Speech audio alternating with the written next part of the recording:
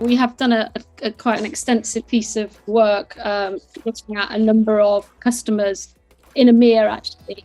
The piece of work says that although 61% of the business leaders believe that remote workers are more productive, there is still 15% of UK leaders that think that remote workers are less productive. And there's still a quarter of organisations, 25% in the UK, who believe and expect, employees to be fully on site from one set location. So there's a number of sort of different viewpoints, I think, on hybrid working. And also, I think even though there's the high percentage of remote workers, there's some areas that still need to be sort of uncovered around our biases and how we still perform in our roles around remote working.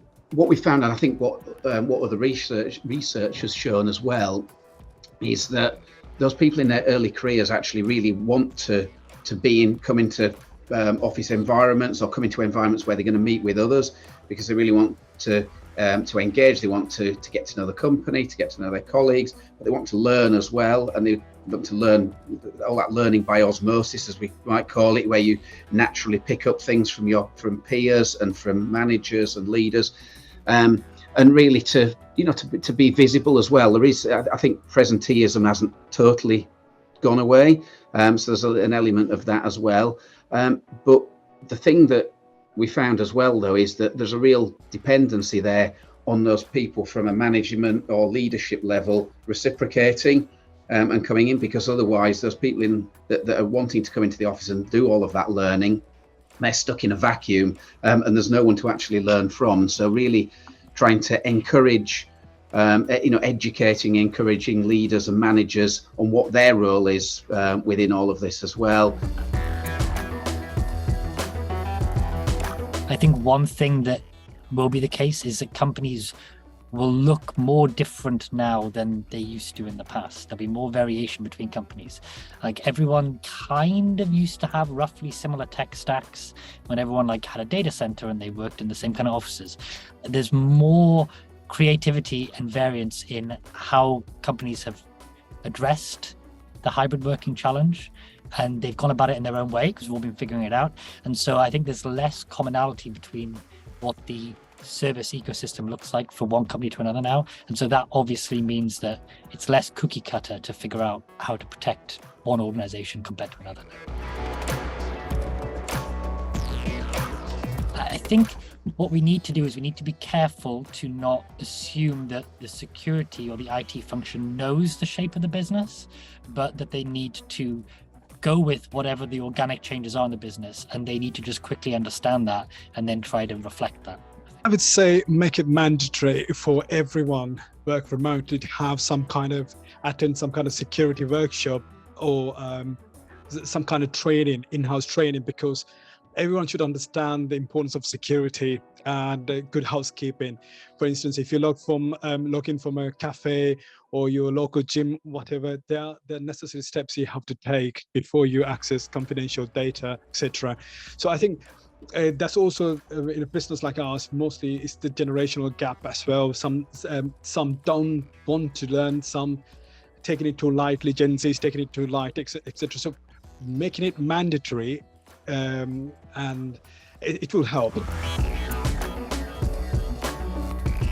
We don't address this often, but if you look at the problem from the employer's side, businesses run some facts and figures and stats. So we need to see the engagement levels. If someone comes to work 9 to 5, we can see they come through the gates, etc. They tap their card, etc. We can see that. But remote work is also necessary to sort of get some kind of insight into their engagement levels.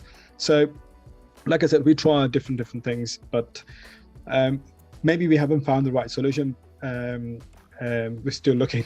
It is absolutely down to the output rather than necessarily the input. But I work in a technology company, so I also have to lead with how I wish to be managed myself, which is I do need flexibility. I think there are a lot of people who are primary carers who need flexibility, etc. So one of the great things I think hybrid working has done it's probably encouraged a lot more primary carers back to work, because it has enabled them to be able to provide an input into the economy while not being monitored as to what the time is that they actually put into the role. And I do know from my own peer group of friends who perhaps have come out from having very young children, that hybrid working is the first time they thought they can actually go back to work full time and actually be in a job that they really want to be in.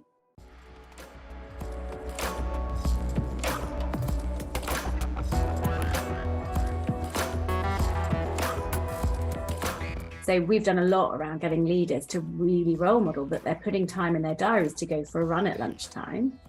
I mean, I remember sometimes in early COVID, like I literally didn't leave my desk for like 3 days, and I had done like 100 steps.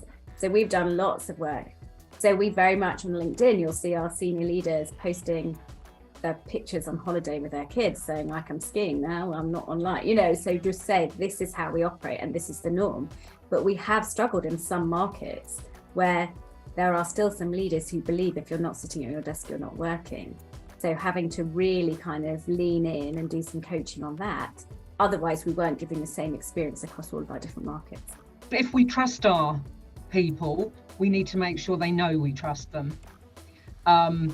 You know, and things, and I really think this has changed. You know, the whole thing where people would go, oh, you're working from home, and pop it into little quote marks, it's just infuriating, and it's kind of utterly banned, because it's like, you're working, you're either there or there or there, and it doesn't matter. And I think, you know, we've worked very hard as an organisation for people to know that they're trusted, so they don't feel, you know, oh, I'm working from home tomorrow, is that okay? It's like, yeah, it's fine, whatever. You know, really, it doesn't matter. And I think also, you know, I've seen a shift in people where before you'd call someone at their home and they wouldn't pick up and they would immediately apologise. It's like, it's fine. I don't expect you to be at your desk for the 10 hours that I may call you. It's fine. People have moved on from that. So I think the messaging on trust is really now firmly embedded, and this is a really positive thing.